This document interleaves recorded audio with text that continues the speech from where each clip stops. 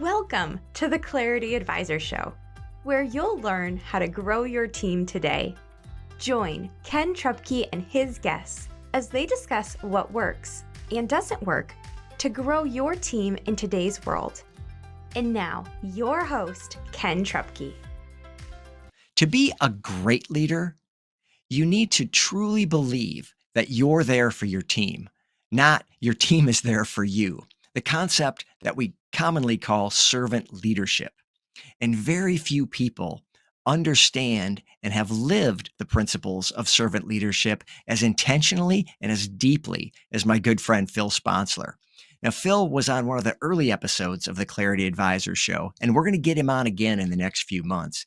But in the meantime, in case you missed it, I wanted to pull that episode forward and give you a chance to appreciate the wisdom and insights that Phil brings to the idea of leadership.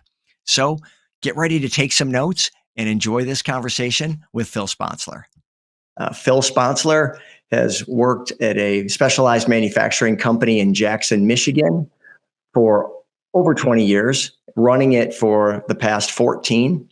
Phil built that team and directed things for the last several years, and he is joining us today from retirement, where he recently stepped down as president, and he's going to share some hard-earned wisdom. Welcome, Phil Sponsler. Well, I'm really glad to be here, Ken. This is, you reached out a few days ago and said, hey, would you want to do this? And I couldn't say yes fast enough, because I do think that leadership is something that has to be cultivated and grown, and that great leaders end up being providing safety and security for their folks. Yeah, for sure. And I've known Phil for a number of years now, and there's so many things we could talk about. We could talk about how he converted the sales team to be super high performing and pivoted how they thought about their sales team and the roles within that team. We can talk about how he's led and the culture that he built. And we'll talk mostly about that. We could talk about some of the products they've introduced and just leadership in general. Phil is a wealth of knowledge. So today we're going to stay focused, if we can, on building and growing those teams and how you've done that, and maybe some of the lessons you've learned over the years. So let's just start there. What are some of the lessons, either good or bad, that stick out in your mind as you look back over not only the 14 years that you were the president, but maybe even just over the whole 22 where you were with Orbitform? Well, that's a great question, and it's a great lead in. It has several major tactics or strategies that you can do. First off, you need to be a reader. There's a tremendous amount of thought leaders out there that are in leadership. And, one that I really like is Mark Dietering out of Minnesota. He created Leading Jesus's Way. And that is totally associated with servant leadership. Look, we are all human beings. And so the team is built of human beings, not robots. So there's three things that people want. They want to know that they're safe and secure. They want to know that they're appreciated. And then the third thing is, which a lot of people don't get, is they want somebody to care about their career. And that's where, if you can ring the bell on all three items there, then you have a fighting unit that of individuals that, feel secure, they feel appreciated, and they know that we are pushing and helping them grow their careers, that we care about them. So you have to love and care for your folks. And then you have to be very disciplined in your approach and consistent. So I'd have to say that that's probably foundational. Yeah, absolutely. So safe is maybe the word. It caught my attention, and maybe the listeners too will think, how does that work? So tell me some do's and don'ts about having people feel safe. I'll point it right out is that, people come to work and they're spending 8 to 10, sometimes 12 hours there and stuff. And they definitely don't want to be working with bullies and jerks. So at Orbitform, we have a no jerks allowed rule. Okay. So the quickest way to, and I'm going to say Orbitform because I've only been retired for 5 weeks, but at Orbitform, jerks stood out, and we knew right away if it was a mishire, then they would be ushered out. And then also, even as we were transitioning and growing our culture, there were several people that were critical to the organization, and we just figured that we were better off. That poison was better off on the outside working for somebody else than working with our team. You start to remove those type of individuals, and next thing you know, people feel freer to say things and voice their opinions and stuff. And then obviously safety is safe and secure is you gotta provide a clean and physically safe environment, as if and I always took it on to myself is, would I want one of my 4 daughters to be working in this place, and would I have any worry at all about their physical safety in that place? And so, that's what that means.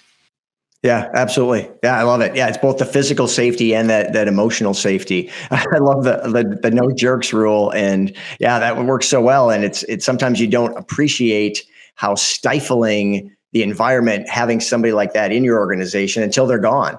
And then in my experience, we always hear stories like, "Oh yeah, did you know this was going on?" And like, no, I didn't, but I'm glad we made that move. But it's a big deal. It has we started something in 2004. We started it before that. And it first started off as bench strengthening, and then process, and then it went into organizational strengthening. And its complexity is in its simplicity. So we started off with, over Christmas, I sat down and I looked at all the risk to the business, and I wrote out a list, 17 of them. And I put it into an Excel spreadsheet. We graphed it. We bonused the senior leadership on getting, these countermeasures in place on these risks. And we completed 14 out of the 17. And so that year over year over year, and that went into prima donna backups, where only one person in the company could do something. Sure. And so then we sat there and said, okay, who else can learn or be trained in that process? It took about 3 years for the prima donna people to understand we weren't trying to replace them. Yeah. What we were trying to do was free them up so they could do greater things. Sure. And about year 3, we started to hit a good tick. Final thing, 2021 to 2022, we had about 65 line items going into the minutia. Yeah. And we had countermeasures or growth ideas and things on that order to strengthen Orbitform. And I want to tell you that trend over time has been one of the pinnacle things that we did to make Orbitform a secure place to work. Fantastic. So as I hear you cascading that down and getting that list bigger and bigger and more detailed, talk a little bit about how you took that from your position, from an org chart standpoint anyway, kind of at the top, right?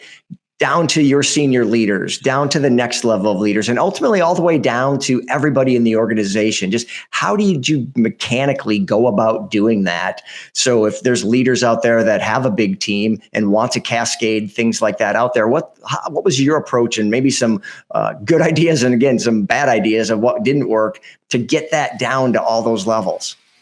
I love this type of conversation, Ken, because, it forces me to think about, how did that happen? Right. Where did I do that? Yeah. And so, one of the major things, first off, is you have to have valid street cred purpose and values. And then you got to live by them. And, at Orbitform, we had best returns and security for our stakeholders. And, you hear that and you go, okay, security, what does that mean? So security for your employees is, is Orbitform going to be, here and working? It's been designed as a perpetual business going into Gen 2, 3, 4, 5 of the ownership. Those are the plans. And but then also security for themselves. We grew their careers. We have the intentional career growth process, and we call it the ICG.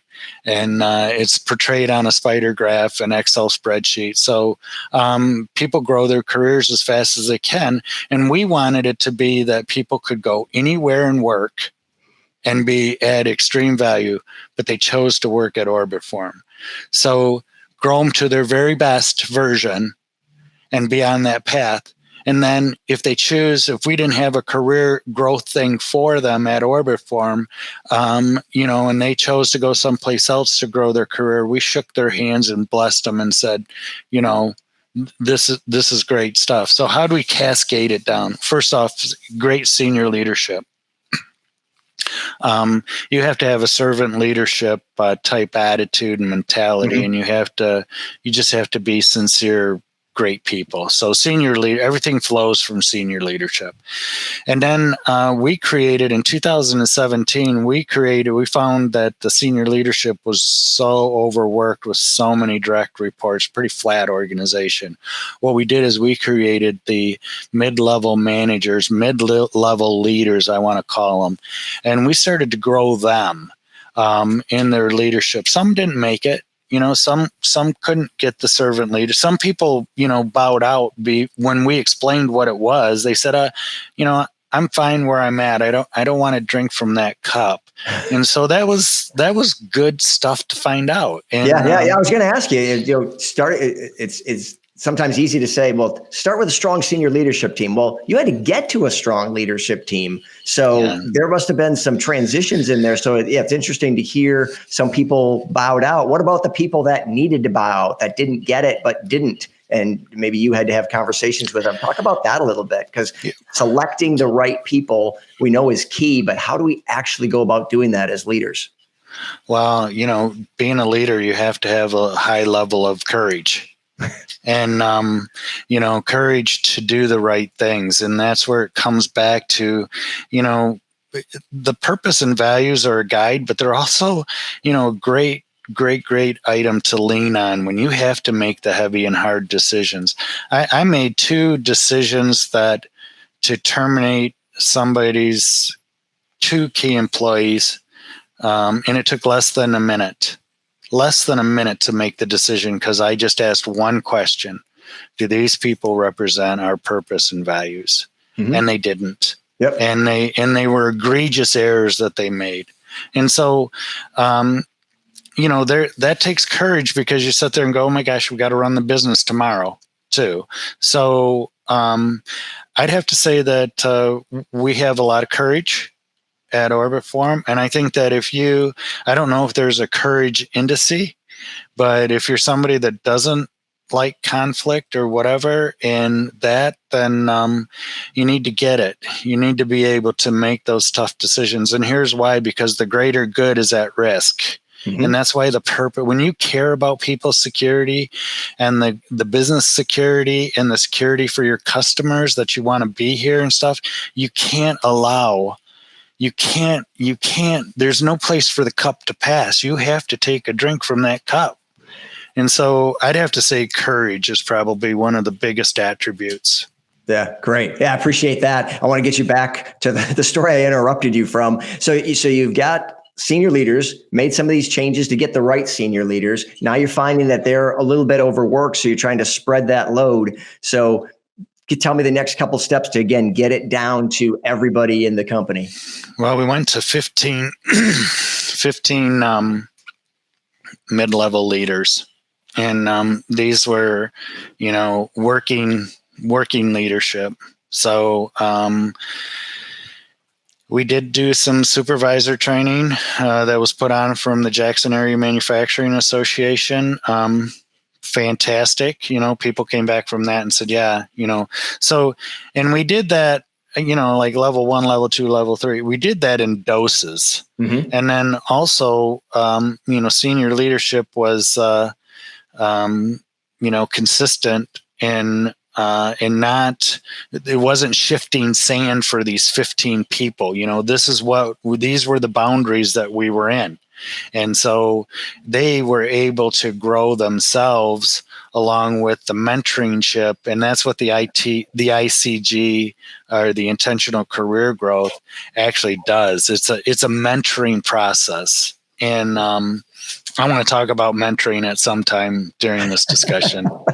Okay, good enough. And that's the thing is, when you have a new leader or whatever, and they have a mentor, and they have, the safety to be able to explore, make mistakes, correct, to do this sort of stuff. All of a sudden, it's stratospheric. Because now what we have is 7 senior leaders at Orbitform, and then we have this 13 or 15 people that are mid, and everybody is aligned. Mm-hmm. They're aligned with the purpose and the values. Yep. That's huge power. I'm with you. Alignment and engagement are two things I talk about all the time when I'm working with folks, because it's so critical. If we've got to be moving in the same direction, for sure. Is your business where you want it to be, or on track to get there? Clarity Advisors helps business leaders improve communication and get your team aligned and engaged for greater success. We specialize in helping you streamline your sales and operating systems to improve efficiency and grow your profits. Call or text Ken at 616-822-2998 to have a complimentary 12-minute call to see what some clarity could do for you. So I teased at the beginning about how you guys pivoted during the pandemic. I think people are interested in hearing about that, because it's all still relatively fresh for people. People are still feeling repercussions for that. So take me back to 2020. Things are starting to change in the state of Michigan. We're starting to shut things down, whether we wanted to or not. And you've got a team of people that need to change what we're doing. And so talk about that, because you guys literally introduced new products during that time, and you didn't just survive, but you guys figured out how to thrive. Well, our story goes all the way back to 2011 when we came out of the recession and that sort of stuff. And I had the Gone with the Wind's Tara moment where she says, "As God is my witness, I'll never be hungry again." And, I had that same moment where I said, I'm an operations and engineer and, president of the place, but I wasn't a sales expert. And, you had to understand that revenue was what fed the beast. And so I had that moment where I said, "As God is my witness, we're never going to let that happen to us again." And so we terminated 3 big customers that we had that were not in line with our principles. Mm-hmm. We turned that energy towards new products. And since then, new or greatly enhanced products. We took all that energy, we were trying to satiate the devil. And, we turned it towards ourselves, and we created recurring revenue. Mm-hmm. And that recurring revenue has added millions of dollars of profitable business to Orbitform and a standard product offering. So in 2011, our sales force, we had 21 manufacturer reps. 14 of them weren't aligned with Orbitform. We had to terminate them. Wow. And we kept 7. And we had 5 internal people, and we started to grow the system. We relied on Justin Roth-Marsh's The Machine, which is a sales engineered process. And we wanted to have salespeople in front of the customer face to face. And so in that time, the 7 manufacturer reps, our 5 intern, we had 300 face to face customer engagements that were loaded into the CRM that we internally created, our own CRM, which is about 60% of Salesforce and about 100% better. That works. I know, it's awesome. And so, but we saw 300 in 2011, and we saw 24,000 in 2016. So we had a diametric change in our sales approach, and we started to grow the business and stuff. So now we're going into 2020. We got this machine chewing along, just happening. And, all of a sudden we couldn't go, March 2020, we couldn't go see anybody. Can't go face to face. Yeah, for sure. Within 48 hours, we had 95% of the whole front office working from home. And that meant the sales too. Sales couldn't travel. And within 1 to 2 weeks, we were seeing about 50 face-to-face contacts on average a week. And in 2 weeks, I'll have to say that we started in between 30 and 50 virtual meetings a week with our customers. So we turned on a dime. Yeah. And even though people were frightened and weren't, just almost paralyzed and that sort of stuff, what it did was we did that all the way through 2020. In 2021, when things started to happen and that sort of stuff, and people saw that, okay, there's an end game to this process. We had unbelievable pent up leads and stuff that we capitalized on in the start of 2021. Yeah. Now tell me about that. You guys developed actually a new product in that time too, right? I mean, like total pivot. Yeah. So, and I just want to give a shout out to the owner of the business, Mike Shirkey, who's setting up this generational business. And, I've worked with Mike since 2000, and, he said, we're not going to sit on our hands. We got to do something to help. And so we created the ultraviolet or UV sanitizer machine that you could put N95 mask into, about a dozen of them. You could put, and then with a high intensity UV process, you could sanitize them to, I think, to a high level.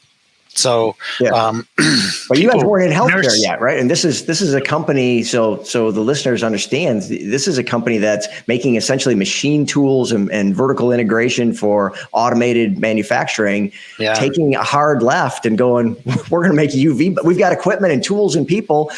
What could we make that would help? And you make UV sanitizers. It was designed as a cabinet, and probably, whatever, a little bit of a cabinet that you could fit 12 masks into. We designed it over a weekend. 4 days later, we had a prototype operational that we were trying. And 11, so that was phase Gen 1. Gen 2 was done 11 days later with a whole bunch of enhancements. And we made about, 60 or 70 of them. Yeah. And, nurses were having to put their mask in, N95 mask into a bag and then put it in their locker or whatever, and then use that same mask again. And if everybody's experienced a mask. And so to think that they're using that for 7 to 10 days, 12 hours a day, the type of yuck that is, that's the thing that the owner said we got to fix. Yeah, Mike Shirkey. So Mike Shirkey has fit the visionary role of Orbitform for so many years, and I would be considered the integrator visionary. After he went up to into politics since 2008. Yeah. So is it fair to say, Phil, would you characterize this fair characterization to say you had built credibility and a team structure and made clear what was important and what mattered and what didn't, and what was going to keep you on the team and help you thrive on the team and what would get you off the team? You've been doing that for years and years and years. And now 2020 comes along, and now you've got the team that you've brought down this path, and now they're able to make this hard left and create a new product. Is that a good summary of kind of what happened?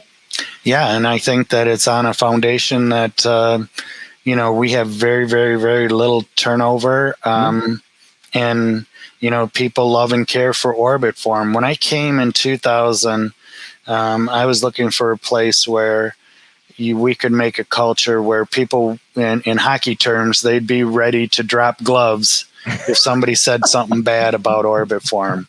And, that's the type of attitude. And we've got a great, reputation in the community. And, we and it's based on a foundation of loving and caring for our employees, the team.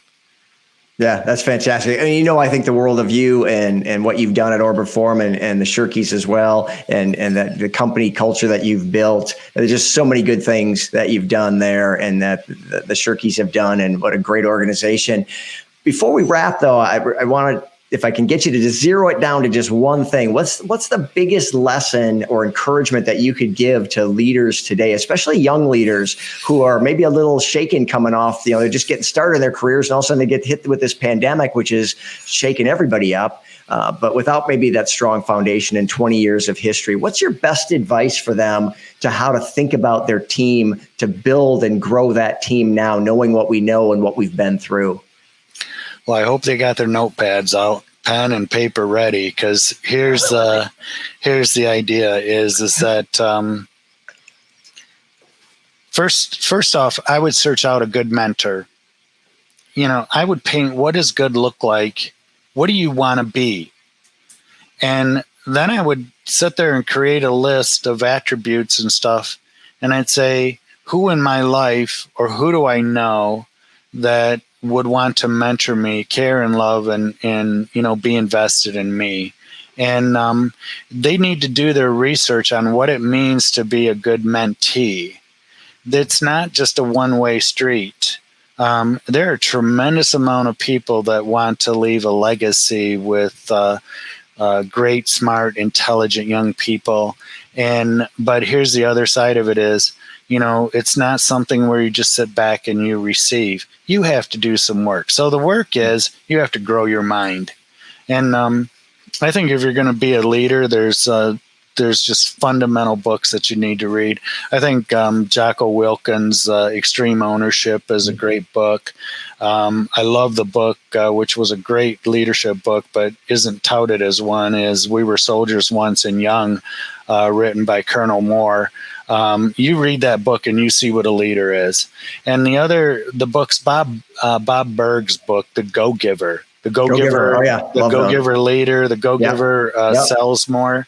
Yep. And then there's the Culture Code that you should do. And there's a plethora of other books. And I'm going to go ahead and say that probably one of the greatest leadership books is, Servant or Leading Jesus's Way, which is based on Jesus's life.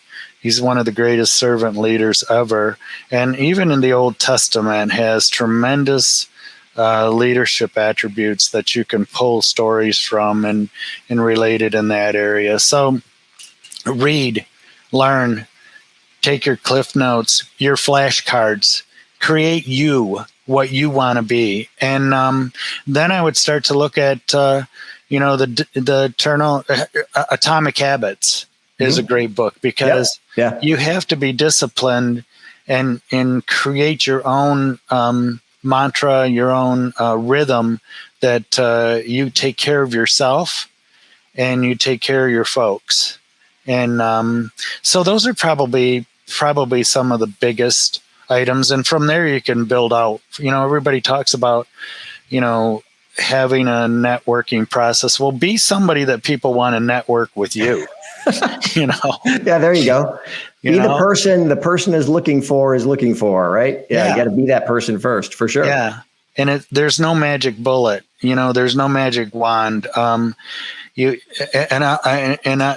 almost forgot this one book, Angela Duckworth's book, Grit. Oh yeah. Take the grit test. See where you're at. She has the first 100 pages of 300 pages is associated with defining grit and doing the grit. The second 200 pages is, how do you foster grit. And then the last 100 pages is associated with, as a parent, how do you grow grit in your children? Mm-hmm. And so it's just a phenomenal book, and know that you can grow your grit. Yeah, and how important it is. Yeah, for sure. Well, number one indice of somebody being successful is their grit level. Mm-hmm. Yeah, absolutely. So, well, listen, Phil, appreciate the conversation. We'll link to those books in the show notes. But if somebody wanted to reach out with you, you may have retired, but I know you are not sitting still. You're on some advisory boards and you've got some coaching going on. You're a busy guy. And I love that you're taking this time and this season in your life to pour wisdom into folks. So how can people reach out if they wanted to get a hold of you or connect with you? What's the best way to get you? Well, I think for right now, my email address is still psponsler@orbitform.com. And I'll have that for quite a while to come. And then I'll probably convert over to another email address in the future. But for right now, that's probably the best. And then my cell phone number is 517-206-8217. Excellent. Well, Phil, again, I appreciate so much this conversation and just your friendship over the years. And it won't be the last time we talk. Appreciate you sharing everything that you did today, and take care and stay in touch. And to everybody listening, thanks so much for listening. I hope you took a ton of notes. You're going to want to go back and re-listen to some of these parts. Phil was really on a roll with a number of things so valuable, including that book list. So thanks so much for listening, and we'll see you next time on the Clarity Advisor Show. Take care. Thank you for listening to the Clarity Advisor Show. Clarity Advisors is a speaking, training, and consulting firm specializing in helping you simplify your sales and operating systems to improve efficiency and grow your profits. Connect with Clarity Advisors today to learn more about how they can help you improve communication and get your team aligned and engaged for greater success.